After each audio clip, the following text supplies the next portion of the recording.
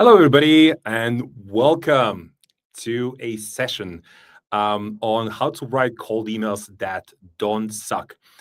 We have a lot of people joining in right now, all across YouTube, LinkedIn right now. It would be good, guys, if you could just maybe, before we kick off in a minute or so, if you could just put down in the comments section below where you're tuning in from, what is it that you do, and what's your number one challenge with writing a cold email copy. It could be also LinkedIn DMs, which is something that we're also going to cover today. It's going to be an hour-long session. There's a lot to cover just generally, so I prepared a fair amount of stuff. But yeah, please pop in down below in the comment section where you're tuning in from, what is it that you do, and what is your number one challenge with a cold email copy, so that we can have quite a fruitful conversation. So we're going to kick off in a bit. And there's a lot that we have prepped, but yeah, everybody's tuning in right now. So let's just give it a minute or so. Hello, Nashib from Berlin. Fantastic. Nashib, what's your number one challenge with a cold email copy? Are you writing a lot of cold emails? Yeah, so feel free, guys, just to pop in the chats. I already see a lot of people tuning in right now from Barcelona, Berlin. Very good. A bunch of other locations. We have a few hundred people coming in, so I believe a lot of people will be shy. But it's also 5 p.m. In most parts of Europe, 5 p.m., and then pretty early in the US right now. So yeah, so let's just give it a minute, and then we will kick off. Mr. Roman, welcome. Roman from Goji Berry. Good morning or good afternoon. Gotcha. SDR manager, fantastic. Uday from Berlin, fantastic. Welcome. We're going to kick off in a minute. There's just a lot of people tuning in. Typically, everybody's late. Emmanuel, welcome. Welcome aboard. Norman, good to have you here. Guys, naturally, this session is for you. So, as I mentioned, I'm just going to recap. Please do outline where you're tuning in from. What is it that you do? Maybe your number one challenge is generally with copy itself, right? So the focus of the session is on the copy, and I'll be taking a bunch of questions. Will from Bournemouth, one of my favorite places. I used to live in Bournemouth. Will, very nice place. Daniel, welcome from Israel. Yeah. Daniel, just one thing on open rates. Don't recommend to track open rates. It doesn't actually lead to better results. Actually leads to worse results. Highly recommend just to track replies. So yeah, a lot of people are tuning in right now. Noah, Florian, welcome. So yeah, let's kick off the session. There's a lot to cover. So as we're going to progress through a lot of content through here, I'm going to be pausing in different places, and then I'll highly recommend to chat with each other in the comment section first and foremost, but B, ask me any questions that you see along the way, and I'm going to try and cover them in real time. And if I won't be able to do that, I'm going to try and do my best cover them all at the end. I bet there will be so many questions I won't be able to cover everything. So again, just to recap, this session is about how to write cold emails that don't suck. And one of the kind of bonus sections that we're going to have in here, we're also going to cover LinkedIn, because we're big believers in multi-channel, in multi-threading, meaning reach out to multiple people at a particular company, because that drives superior reply rate. And typically, we also see that if your ideal customer is on LinkedIn, that for every positive reply you're going to be that you're getting on cold email, you're going to be getting probably 2 or 3 on LinkedIn. So like at least these 2 channels are super important, but the way you write a copy on email, which is the main premise of the session, versus LinkedIn is a bit different. So first, let's kind of dive maybe a bit into what qualifies me to even talk about this topic. So quick intro. So my name is Frank Saunders. I run a company called SalesForge, but also other forges. I've been in sales for over a decade. Software sales, worked for a bunch of different companies, whether that's Google, BlackRock. I used to also lead a sales team of about 50 people. So that's about 20 SDRs, 10 account execs, and a bunch of other people. And today, we send about 10,000 emails on a weekly basis. We do about 3,000 LinkedIn connects on a weekly basis. and we do about 2,000 cold calls. So just to give you an idea, just on 3 channels amongst other channels that we do, what gives us an insight in terms of kind of how to run maybe go-to-market, but also we have over 10,000 customers that do a lot of cold emailing and LinkedIn messages, so we can see a lot of the insights. So the goal here is just to share what works or what we believe works just better. There's no right and wrong, right? But the idea is to kind of inspire you to do just a better job at copy. And that's all I want to really say about myself. So why copy matters? Because a lot of people believe, it's about using the right tool or using something else. But copy matters a lot because it really is what makes or breaks when it comes to your campaign. So you may have, set up the right tooling and the right sort of, let's say email infrastructure, or the right, infrastructure when it comes to LinkedIn and having a lot of LinkedIn profiles that you're reaching out. And you have the right targeting, so you're targeting the right people. But if the copy doesn't resonate, and if it's not painful enough, it doesn't pique curiosity out of the individual, you will not see a really great result. So copy matters a lot, and copy arguably is one of the most difficult really things to master. So I decided to spend just prior to Christmas on this topic and kind of dive deeper and have a kind of fruitful conversation. But what matters really in outreach are these typically 4 topics. So infrastructure, so setting up your domain, so LinkedIn profiles, the targeting, who is it that you're targeting, so signals, and many other bits. So like reaching out to the right people is super important. And when you're reaching out to the wrong people, it actually hurts your overall performance. So that's why targeting is super, super important. And then execution piece. Execution is how you're essentially orchestrating the whole campaign, whether you're doing multi-threading, whether you are doing multi-channel, what is the pacing, what is even the email warm-up that you're using. There's a lot when it comes to generally to orchestration and how to orchestrate. But naturally, the 4th pillar, which is what we're covering in this session, is copy. So what is it that we should be sending to our prospects so that we're not essentially maybe booking a demo, but we're essentially starting a conversation. So I think a lot of people get it wrong that the ultimate purpose of us reaching out to another individual is, so yes, we are thinking about the macro conversion of booking a meeting or something else to happen, but really think about the micro conversion, how to get actual replies. Replies is really what matters.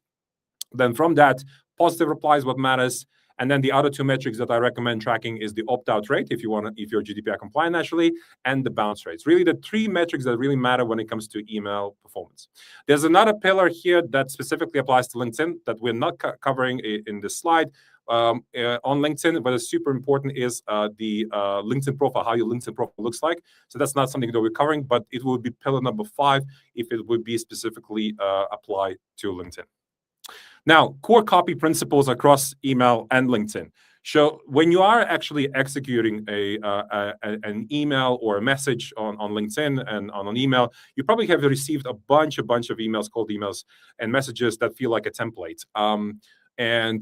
And the problem there is that every time you look at that email, right, and a lot of you look at it, it just looks like a template, right? So, and making it not look at it like a template, that's where it becomes a bit, trickier, and that's exactly why we're going to be spending a bit more time here. So, a lot of this strong outreach relies on the programmatic components within the email copy, where we are extracting contact level information to craft that copy. So, using buyer data. So, what do we know about an individual based on LinkedIn, based on web data?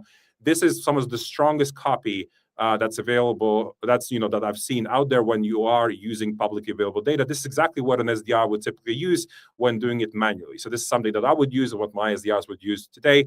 But a lot of this can be done programmatically, whether you're using something like the Forge or Clay or a bunch of other tools.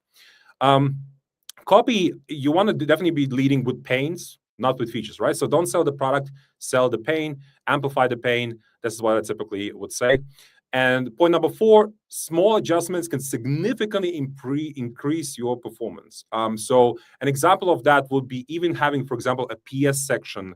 So PS section at the bottom of the email, that can massively increase your reply rates, including even the subject line that you have.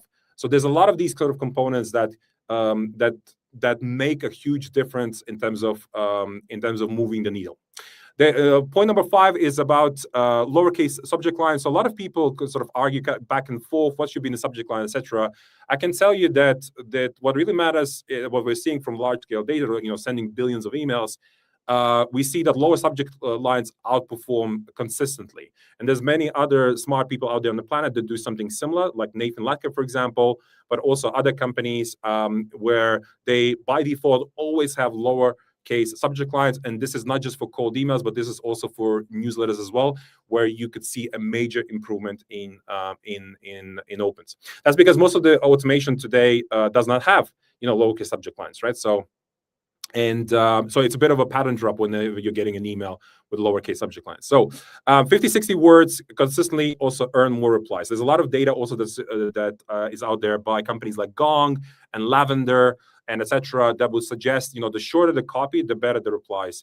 There's only one market where we see consistently high replies, and that's in the DACH region. In the DACH, meaning the German-speaking market, if you are having longer emails, for whatever reason, the longer emails perform better than 50, 60 words that we typically would stipulate.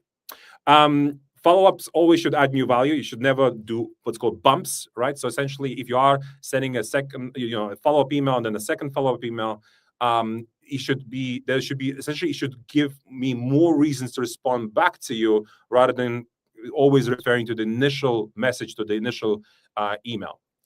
You can sort of change up naturally from text over to GIFs and memes. So we're going to have a look at some of that.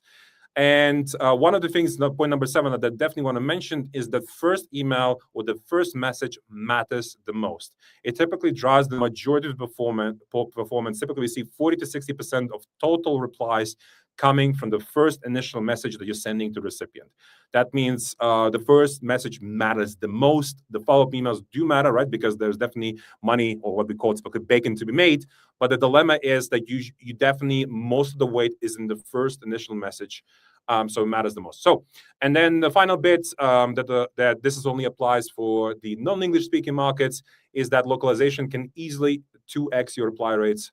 I always crack the joke with the French. If you're going to send an email in France, in English, you're going to have very poor reply rates. But if you're going to send the same message in French, you can easily double and triple your reply rates. The only dilemma is if you are looking to jump on a meeting with a person, it's not going to work out well. So that's all in terms of the principles. Now, one of the things that I mentioned is that email and LinkedIn, the way that you engage with the same prospect is very, very different.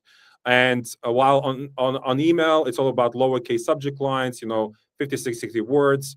There's just a lot more room in the email that you can have, right? And you can kind of outline why is it you're reaching out, etc. Right? So you can have 50 to 60 words, whereas in a typical LinkedIn message, when you think about LinkedIn, you should think about WhatsApp. So I bet a lot of you, if not all of you, use WhatsApp in this audience.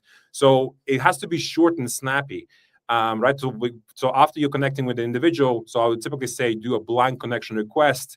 You would want to engage with just an open-ended question, or it could be, a specific question, including typos that you're seeing on the right-hand side here. There's no signature. So there's all these components, but essentially think of it like WhatsApp rather than email. And I think where I've seen pretty much 90% of folks making a mistake, they would send me a DM on LinkedIn and it looks like an email. So when it looks like an email, to me, it's always automated. It doesn't look, genuine. It doesn't look like, you actually have written this. It does look automated, and I'm just far less likely to respond. But if you're just saying, hey, thanks for connecting, or hey, first name, and then you're asking a specific question, this just drives significantly higher reply rate. So typically we see that if you do things correctly on LinkedIn and you are leading with a question, we typically see 10 to 30% reply rates, which is pretty consistent across different types of campaigns. So the next section that I want to really cover is because a lot of people like frameworks. I personally don't like frameworks that much, but I think it's important to put your mind into the right place, because some of you will resonate with a specific framework you may want to utilize, right? So, and there's a lot of cold email frameworks out there, and we're going to just have a look at some of them. We're not going to dive too deep into this, but I want to make sure that you are aware of these frameworks, because you may want to use one of those frameworks. So first, we're going to cover the AIDA framework. So attention, interest, desire, and action. Let's spend 30 seconds just reading through here what you have in front of you. And then we're going to look at a particular example, because instead of kind of reading it through and kind of talking about it nonstop, I would rather just directly look at particular examples, how it actually looks like in the copy. So hopefully this is enough. Let's move. So this is an example of the AIDA framework. So something that you can read this example. So subject line, quick idea for this company and that particular department.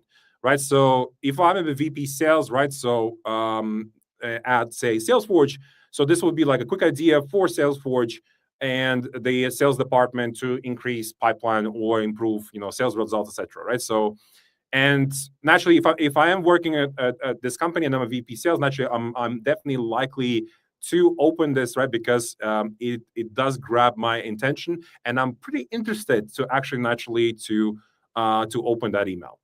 Now, we're going to look at this in a very similar style at a particular, different frameworks.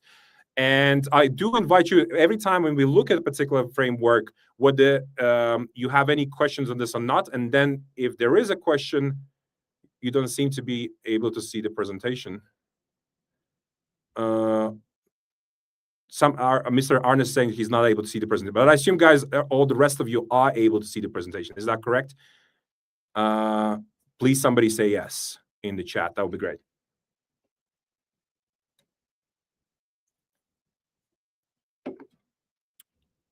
Anybody? Can somebody say yes that you are seeing the presentation? I think you are, guys.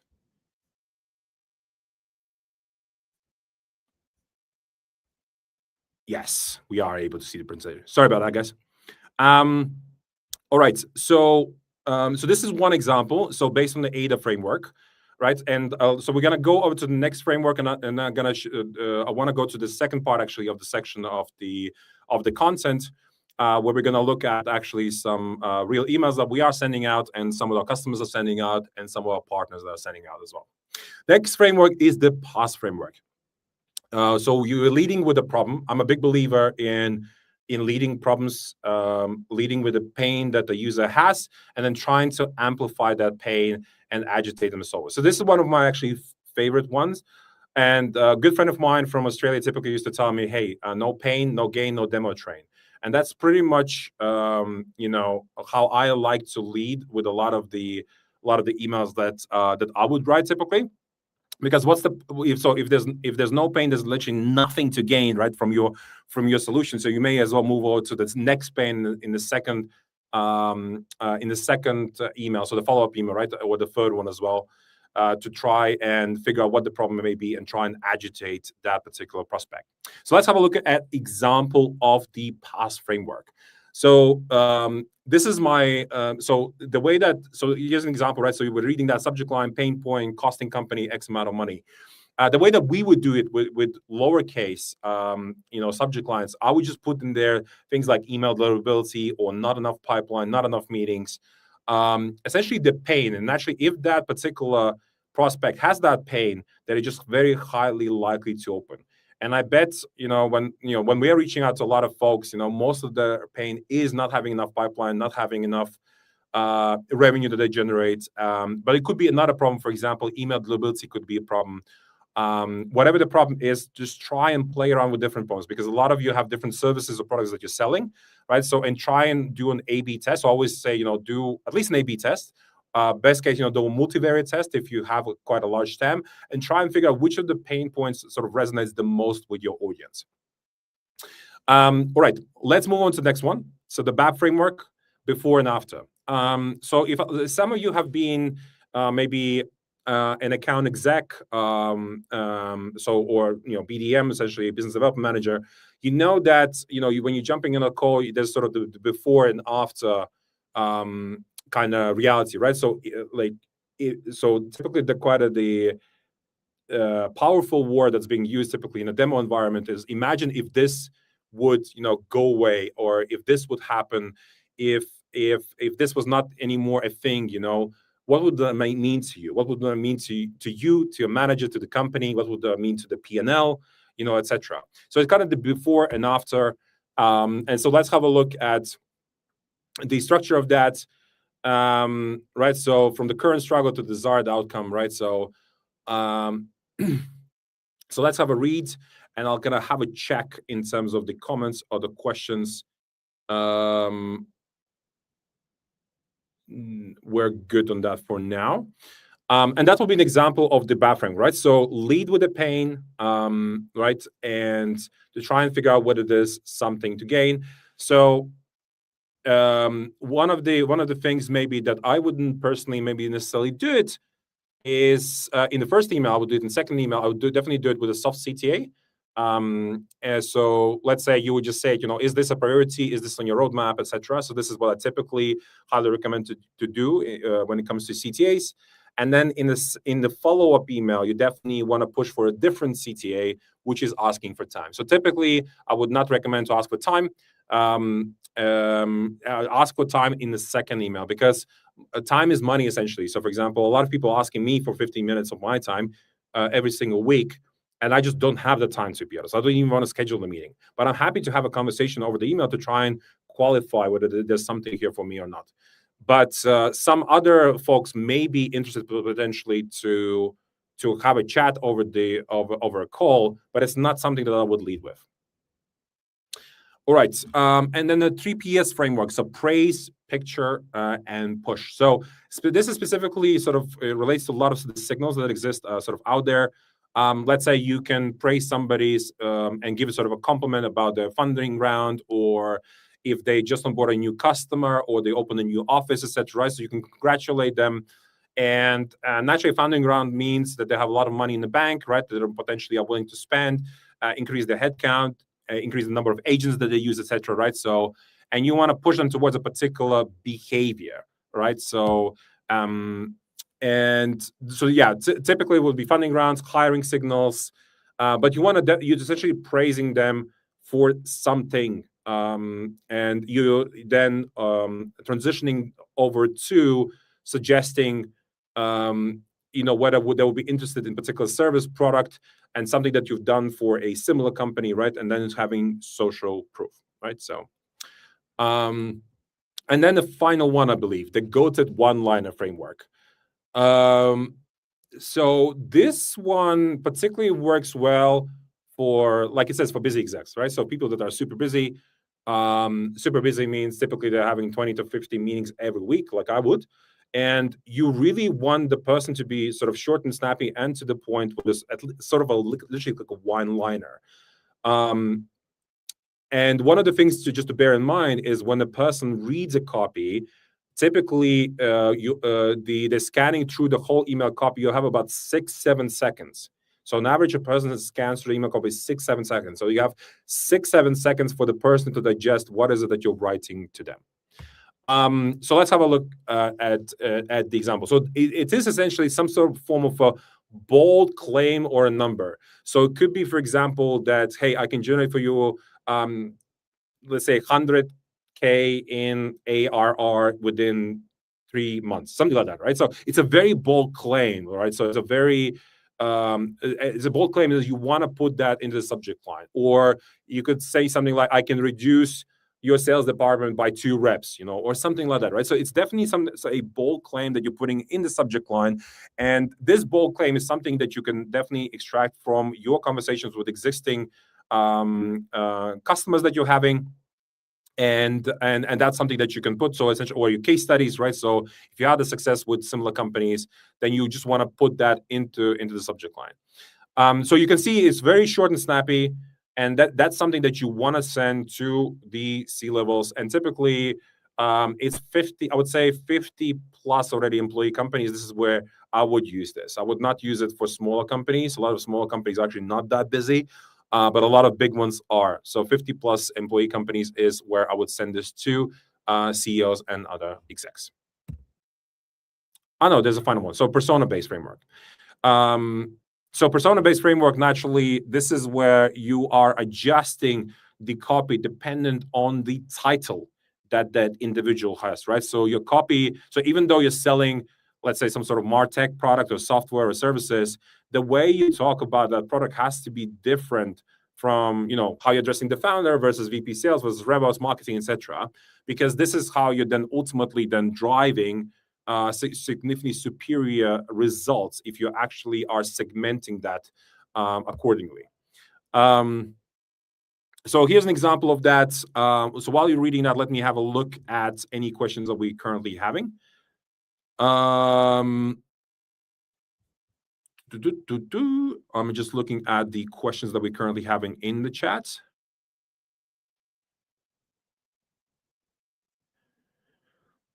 I like this question by Umair. I'm gonna bring him to the show. Most gurus recommend writing one-line emails, mostly for the B2B space. If we have a complex product, fintech, it could be anything else, right? So would it still make sense to send these one-liners? So even complex products solve, 1, 2, 3 pains, right? So you can definitely also outline to somebody that's very senior, what would it mean for them if this pain would go away? So I would, at the end of the day, I would definitely test this. And that pain is typically the most frequent pain, or that's being mentioned in the demo calls, or the most painful thing really that a typical company has. Yeah, because for a lot of people, if that thing would go away, it would mean the world to them, right? So I would definitely, you can test the one-liners with CEOs. Gotcha. Cool. I don't think there's anything else in the chat, so let's continue on. Now, we will also look at, naturally, as I said, so we're done with the frameworks, right? So I would say this is when you're going back to school, you look at the frameworks, have a look at different examples. As I said, it's not my favorite thing to do, but I think for a lot of folks, frameworks do help them to write better copy, which is why it was important to go over this. Then the second thing I also want to make sure that we cover, and we're going to be covering as we're progressing, also the LinkedIn copy. And naturally, as I mentioned to you, so for every positive reply that you are getting on cold email, you will be getting 2 or 3 positive replies on LinkedIn.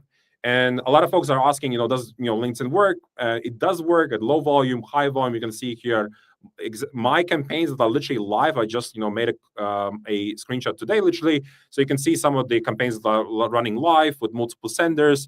What are the reply rates, etc.? What are the positive reply rates and stuff like that? So it definitely does work. And it works on lower scale, works on larger scale, etc. Now, we're going to look at different examples on LinkedIn on how to adjust your messaging on LinkedIn. As I said, LinkedIn is like WhatsApp, has to be a lot shorter. And one of the things I recommend sometimes to test is getting essentially an easy yes or a no. And in this example, we are targeting competitive followers. So competitive followers means, let's say if we are selling a LinkedIn automation software, right? So then we would go out there and find all the other LinkedIn automation softwares, and we would reach out to their followers. And that's something that you can do. You can extract followers off LinkedIn. You can extract also maybe people that left reviews on G2 and stuff like that, and then reach out to those. And instead of saying, hey, I saw that you're following this particular company and blah, blah, blah, don't do that. Just ask, so they're essentially problem solution aware, right? So it's a very good audience. And a lot of these followers are, customers, maybe super fans of that brand, etc. And just lead with a question like, hey, are you doing any form of LinkedIn outreach right now? And a lot of them will say yes. A lot of them will say no, but a lot of them will say yes. And always do an A/B test, right? So, and one of the things that I personally like to test, I like to test typos in my messages, because if there is a typo, a lot of people will respond back and will say, hey, you have a typo or whatever, or the email just looks odd essentially when you have a typo in there. So it's something that I typically do for subject lines when it comes to emails, but I would also do a typo on LinkedIn as well, especially within the first message. Message 2, typically what I recommend doing on LinkedIn, so you definitely start with a question, but you have a far longer follow-up message on LinkedIn. So typically, if you are thinking from a sort of orchestration standpoint, execution standpoint, I always recommend to fire off 2 emails initially to the prospect, and then if they don't respond and then opt out, then transition over to LinkedIn with a blank connection request and then 2 messages. So the first initial message, kind of my default approach is to always ask a question on LinkedIn, and then the message 2 is significantly longer, that kind of dives either into your product, or you can also see that I have here an attachment there at the bottom. You can also show an image, if an image could explain the impact that you could deliver to that business, right? So there's a third one, actually. Was a test. Sometimes on LinkedIn I would also test a third message, but I don't personally recommend. But if you are testing a third message, you want to test it with a different product, essentially. So imagine you spoke about the first product in the message 1 and 2, and then if you have another product or another service that you're selling, you want to talk about it in message 3. The other way to think about it is you can talk about pain 1 in message 1, pain 2 in message 2, pain 3 that you're solving in message 3. All right. Here's an example of an email copy which is sort of pain focused. So kind of along the lines of the same thing that we discussed in one of the frameworks, right? Where there's a huge focus on the pain. It's exactly this. That's something that we would outline in the email, right? So you're just reaching out, and I think the subject line here was just simply email deliverability, or the other one that I would use, emails landing in spam, question mark. And then you would simply ask, hey, I was wondering whether cold email deliverability is a problem that you're facing as of recent sort of Google and Outlook updates. And you don't really have to talk about what is it that you sell, but you're saying it's something that we could resolve. And again, it's something that I highly recommend you to test. Just talk about the pain and trying to figure out whether they have that pain or not, because you're trying to get a yes or a no to that particular pain, right? So here's an example of one of our customers called Videopoint.ai. And so they're reaching out to a very, very complicated audience, which is Shopify brands. A lot of Shopify brands get a gazillions of emails because there's a lot of Shopify apps, etc. A lot of companies are bombarding them. But even with such a difficult industry to penetrate, you're still able to, you have to think about, how to keep these emails shorter, snappy, etc., and how to get sort of a quick yes or a quick no, right? So, but typically what you want the person to say is always a yes to whatever is it that you're asking them. But if you read just the copy, right, this product essentially helps you to compute unique videos for every single product on Shopify, and you can see here that you can see here that the person named Costas is offering complimentary on-brand product videos to test for a particular brand, let's say the Aquari, right? And if that's something that they will be interested in to explore or not. So what the pain that is being solved with this particular product naturally is essentially video generation. So generating custom videos for every SKU, so every product that the Shopify store has.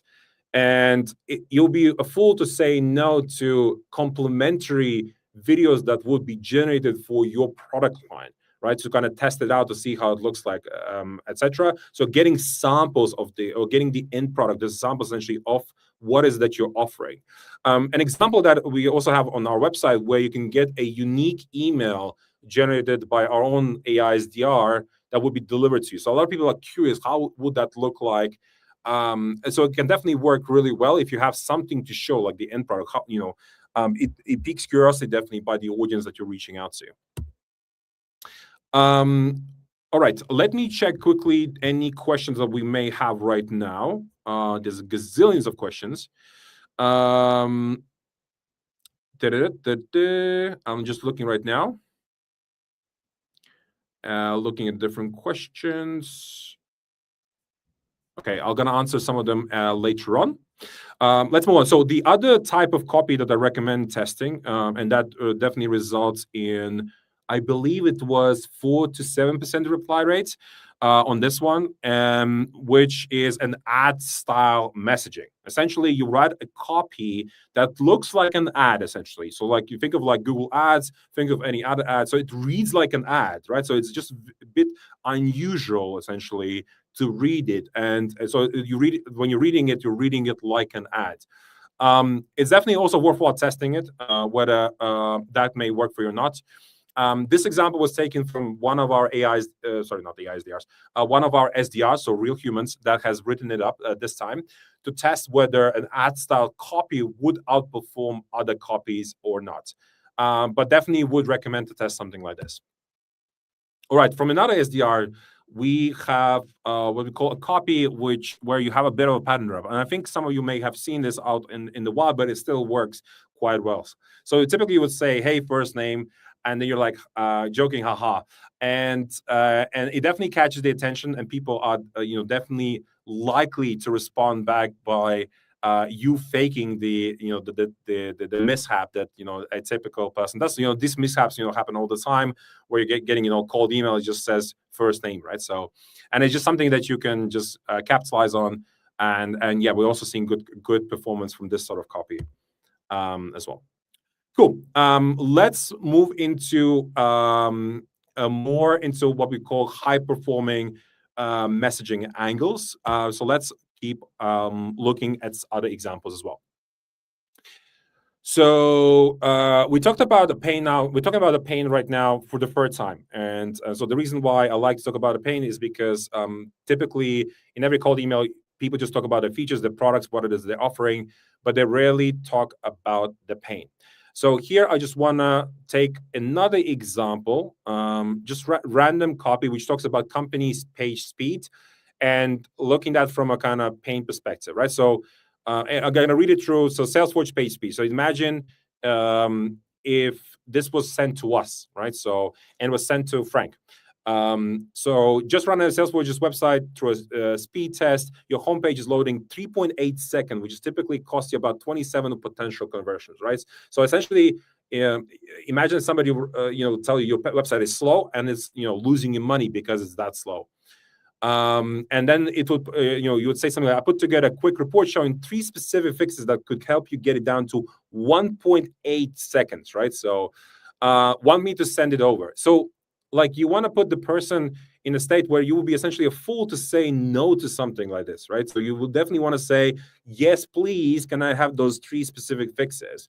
And then here's an example. So something I mentioned very much in the beginning. In the PS, you can outline some sort of stat from the industry, like, hey, every second of load time costs you about 8% in conversions on average, right? So you kind of amplifying that particular pain through that PS at the bottom, right? So it works really well. So these are one of the highest performing templates from the industry that was able to pull. But you can kind of naturally tailor that to your industry and to your specific case. All right, informal style. So this is kind of, again, goes down to kind of shorter copies, right? So again, so on the left-hand side, you can see the variables, but on the right-hand side, you'll be kind of a regular example.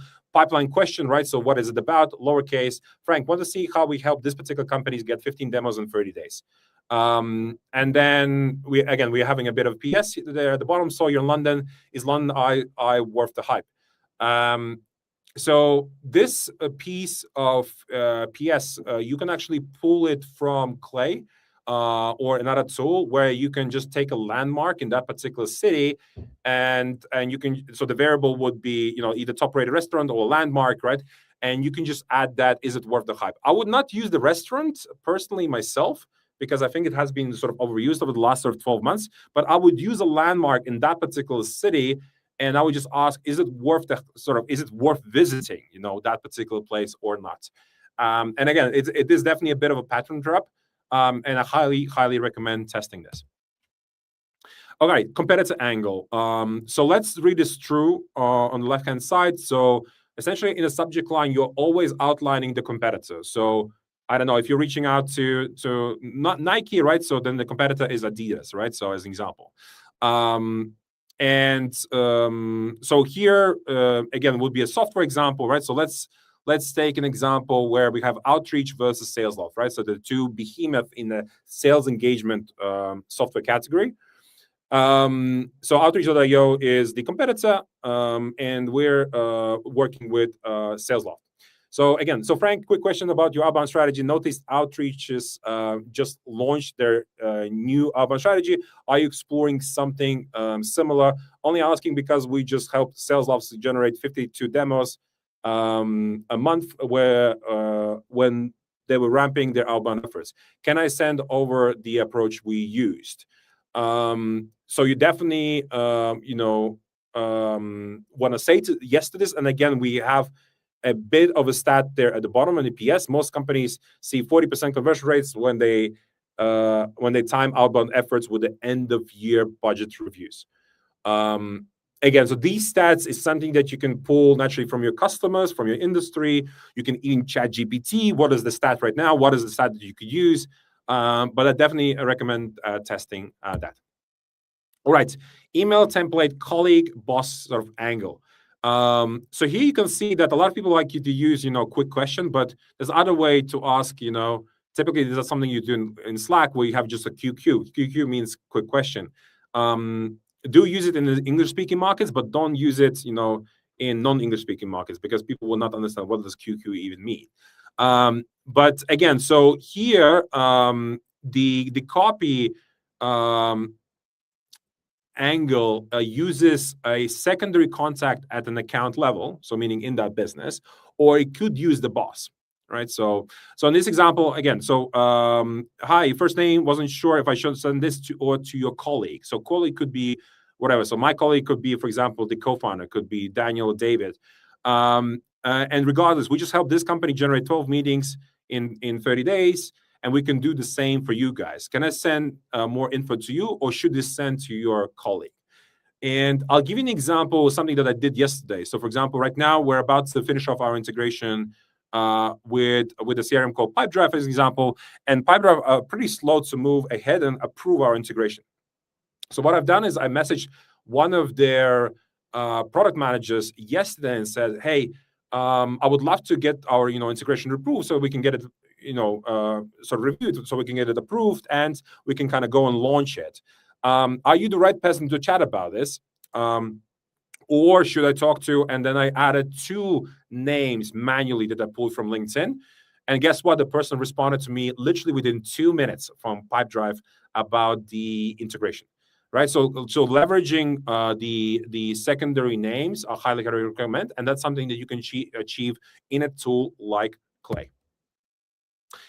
All right, we're going to look at some examples from some people on LinkedIn, like Dharmendra Soni, on sort of what else works as well. So this is kind of similar to the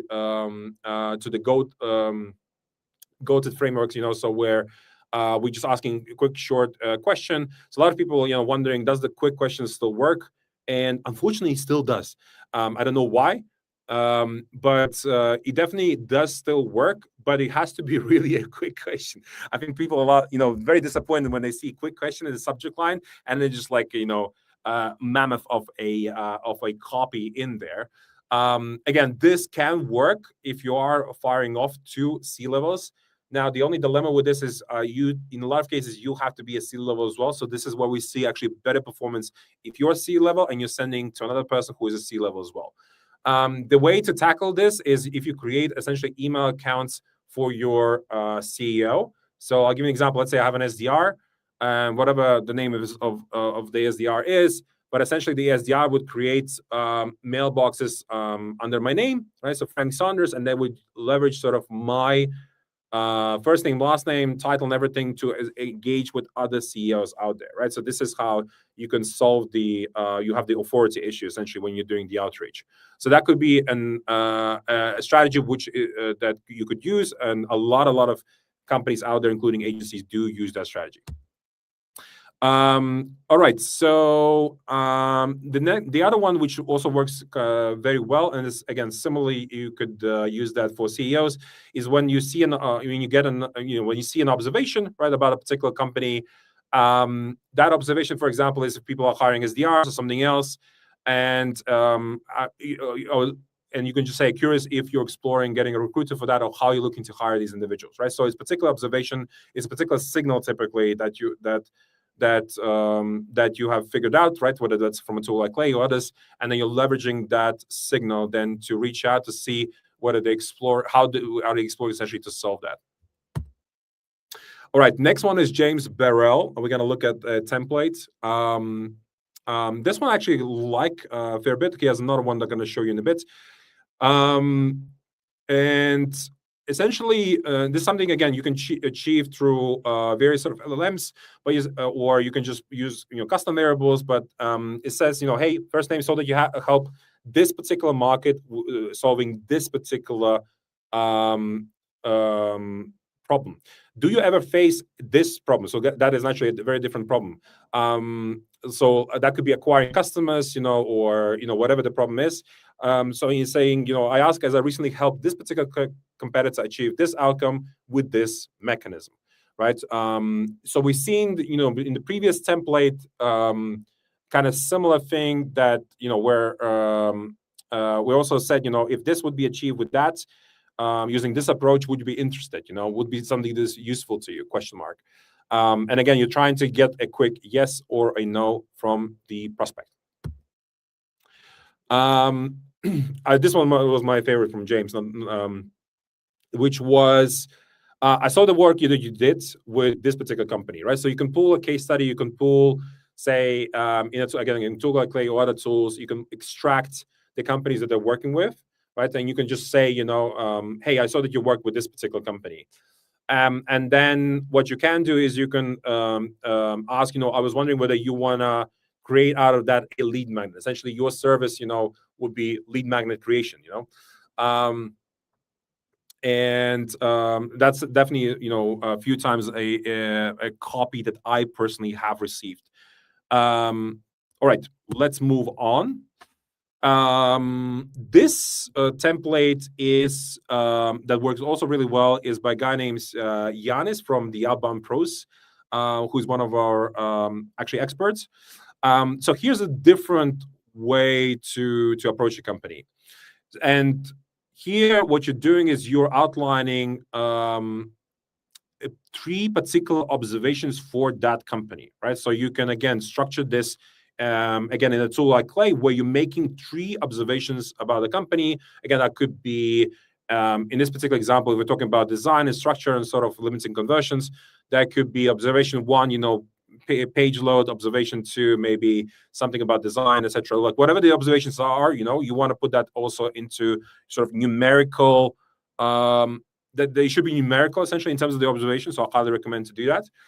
And then you're saying, so based on these 3 observations, we can add this amount, in terms of when it comes to your conversion rate. And again, would that be of interest to you or not? So it's not just one observation, but it's 3 different observations, right? So, and it feels like it has been written by a human, even though it's not. Awesome. Let's move on. We're going to look at some of our, so we looked at a lot of different examples, what converts, what doesn't convert. And right now we're going to look at real copies from our current campaigns. You can see the dates as well on the right-hand side. So here we've got a person named Iga. So essentially it's a LinkedIn message. And what we're doing right now is the targeting here is competitor followers. And we are essentially reaching out to a data company. And that data company does not give you the ability to extract competitor followers, say, off LinkedIn or other sources. And so that's the targeting. And then you extract the followers list, you qualify those individuals, right? So the founders, whatever, heads of growth and stuff like that. And then you would reach out on LinkedIn, if that's your first step, with just simply asking, hey, are you currently extracting competitor follower data, and reaching out to them? Because that's a very good list. That's a very good audience, because these folks are problem and solution aware. Bottom right, you're seeing the data. So if you're leveraging, both email and LinkedIn, about 7.7% in terms of overall reply rates. And then if just LinkedIn only, so after the accepts, it's about 17 to 20% LinkedIn only reply rates. So if you have a lot of competitors in your space, I highly recommend that you do go after the followers of your competitors. So we have like hundreds of competitors and also complementary tools that we're working with, even integration partners. And it's really, really good lists for you to work with and kind of adjust your copy based on the companies that they're following. All right, so this is integration relevance sort of question. So let's say we are, we're natively integrated with Clay, for example, right? Today, and we would reach out to followers of Clay, right? So, and we would just say, hey, I was just wondering whether you're using Clay right now. We recently launched our integration, etc. We also integrate, for example, with other CRMs and even video tools like, let's say, SenseSpark, etc. So we could replicate that to other integration partners and inform that audience about the fact that we have an integration, right? And it's one of the ways to actually drum up a lot of the demand for your tool. So essentially, reaching out to the followers of your of the partners that you integrate with. And you can see here we have 18.8% LinkedIn only reply rates. This means this was LinkedIn only campaign. Next one is cold email infra awareness. So some campaigns are more sort of awareness based, and you just ask, sort of top of the funnel question. Hey, I was wondering what's your cold email infrastructure setup. So various changes with Google recently, and mailboxes are being deprecated. So there was a bit of an Armageddon, I believe, with Google deprecating mailboxes sort of a few weeks ago, and that event is essentially a signal, right? So and you can just ask people what's the current setup, what are they doing, do they see the changes, etc. And you can see that we had close to 20% reply rate on LinkedIn in this particular case. Next one is sort of what I call choose your side. So there's a lot of tools out there that are being compared, whether that's in email, LinkedIn, on the data front, Clay versus Freckle, could be even politics or whatever, what you want to compare. People typically have an opinion whether they want to go with one tool or the other, and what are their thoughts on going with this tool versus the other tool. And it's a fantastic way to start a conversation. I don't know, the other example would be in the space, hey, are you more into let's say if it's an enterprise company, are you more into sort of ZoomInfo or more into Apollo data? Like what data, it works better for you, right? So, and you can compare literally anything and ask that question. So it's a bit of a pattern trap because it's not something that you would typically see in your LinkedIn inbox. All right, another template, which is maybe not a template, but essentially the way to think about copy is that it doesn't have to be just pure text. It could be also a video that you're natively ingesting into the LinkedIn Messenger, and then you're sending that off to the person. Now, this works really well when you have in your high-ticket environments and you are in low-volume environment, meaning you don't have actually that many people in your TAM. So in that case, what all high-ticket closers or people or whatever founders that I know, a lot of them, what they do really well is they send 10 to 30 videos that they shoot to their prospects on a daily basis, and they would send that off. And in this example by Jordan, Jordan has sent me a video that she has shot in the park, right, talking about a particular pain that she could solve for me, and then she would just send it off to me without any additional text with that. And then naturally, if if there's no follow-up, she could follow up either with a voice note or with a text to see if I've seen that video.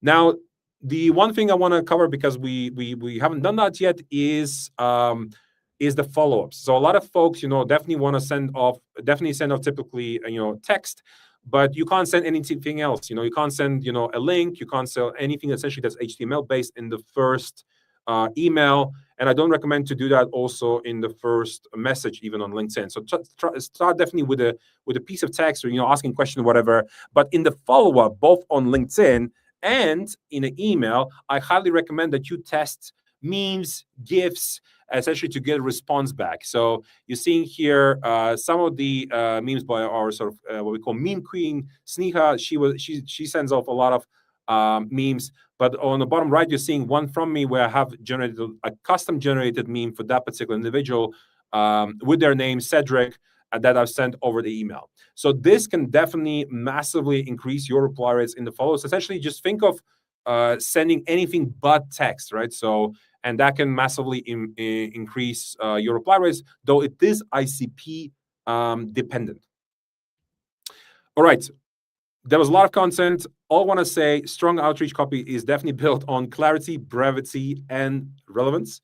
And we're going to go over to the questions part But if you want to try SalesForge and you're new to SalesForge, you can try SalesForge for a month for free just by typing in the code Happy 2026, and you can play around with SalesForge and send a bunch of email and LinkedIn DMs. Now let's dive into a bunch of questions that we probably have in here. So let's have a look.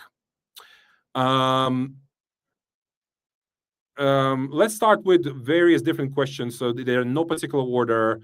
But Will has a question. Always cautious of getting banned on LinkedIn. So what are the limits when it comes to connections and messaging? So 100 connects per week per profile is the number of individuals you can connect with. And messages, typically you want to send a maximum of 30, maybe pushing it to 40, and that's all. That's per day. So maximum 30 to 40 messages per day.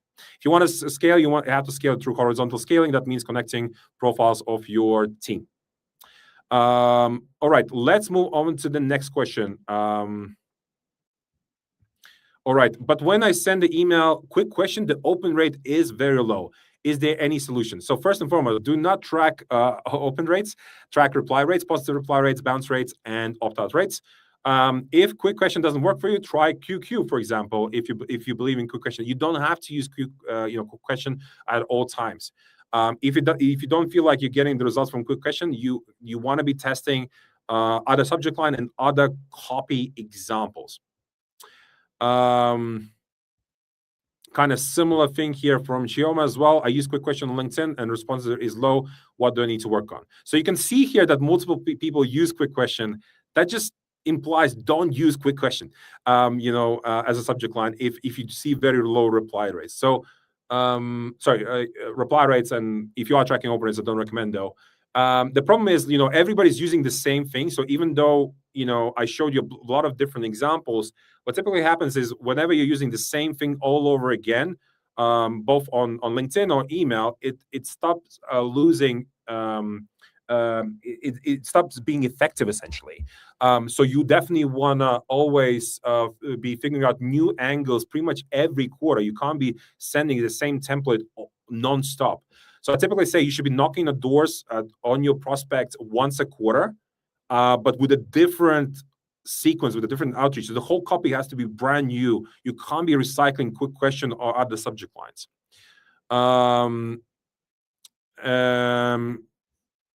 All right.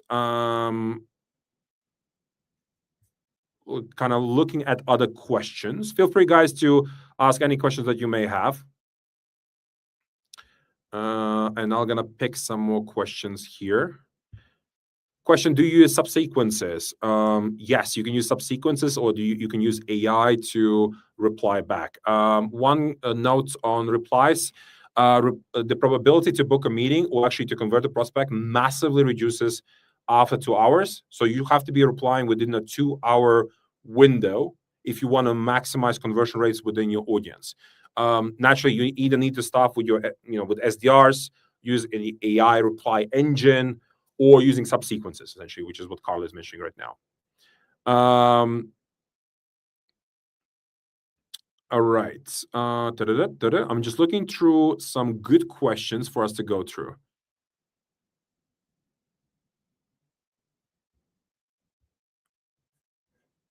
All right, another question by Umair. Frank, what do you think of sending a super short first email to a short inbox placement and then follow up with 40, 50, or even 60 words?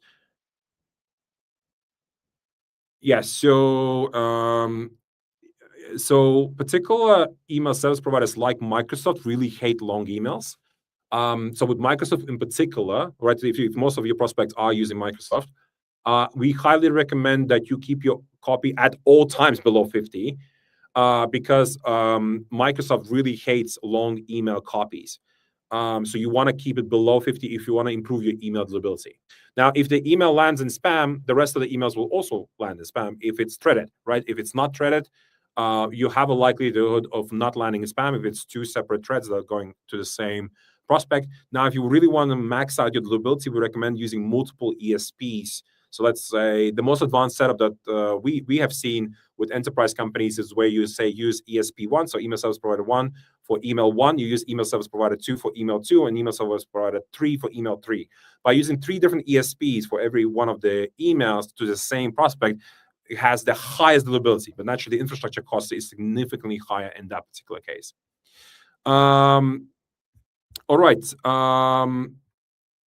One question: how many emails can be sent daily from a warmed up mailbox using MailForge? I mean, it doesn't matter, MailForge or any other mailbox providers. You want to be sending a maximum of 30 cold emails, which is a general rule of thumb per day. So 30 cold emails per mailbox per day. On top of that, you do 20 warm-up emails.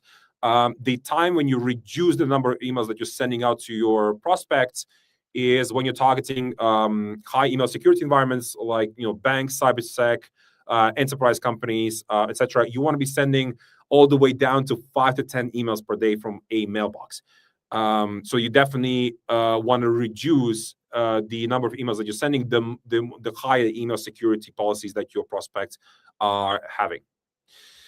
All right, other questions that we have coming in from Maria. Opinions on overall deliverability in Google versus Microsoft. If you had to choose today, Google has the best deliverability out of 4 different email infrastructure types. So there's Google, Microsoft, there's shared SMTP providers. So we have one of them, and there's what's called dedicated IP SMTP providers.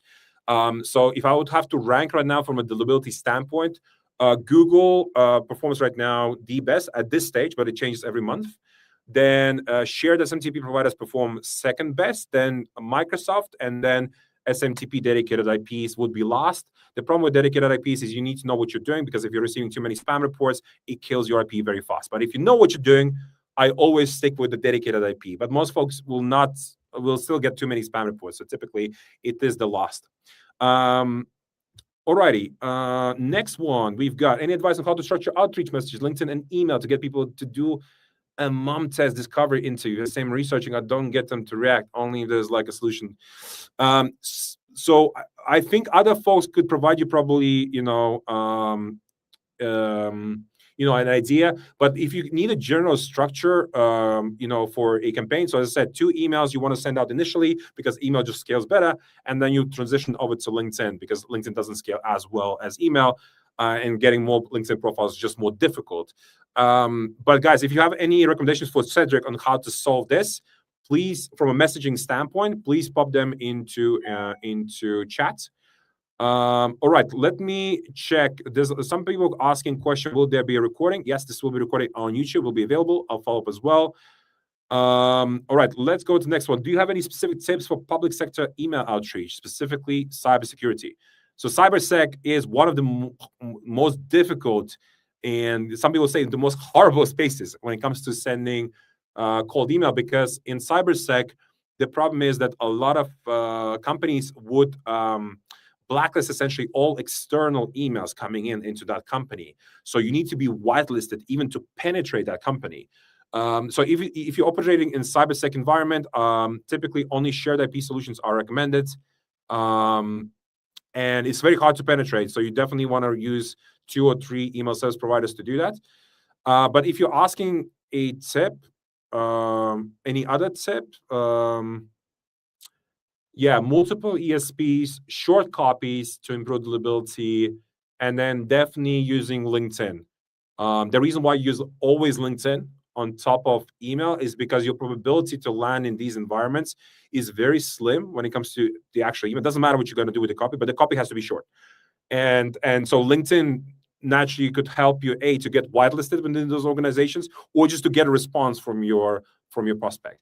And you can, on LinkedIn, one of the things you can just ask, hey, did my email land in spam? Or hey, did you receive my email, etc. You just assume that you didn't land in the primary of that recipient. So the LinkedIn messages ask whether you land in the spam, and just by saying haha.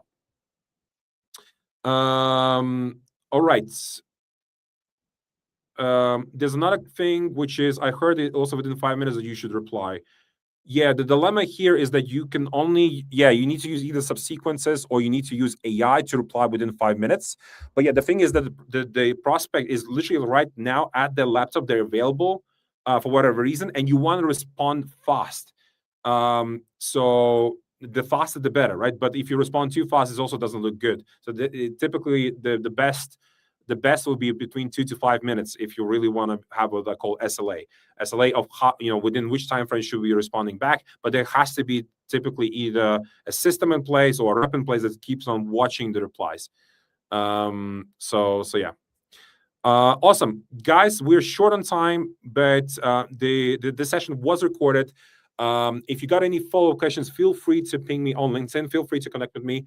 And any other questions that you may have, just drop them into my DMs. I know there will be a lot of DMs that will be coming my ways, and I'll try respond till Friday. But otherwise, hopefully, this was a useful session, and I shall see you around. Shall see you on LinkedIn. Thank you so much. Cheers.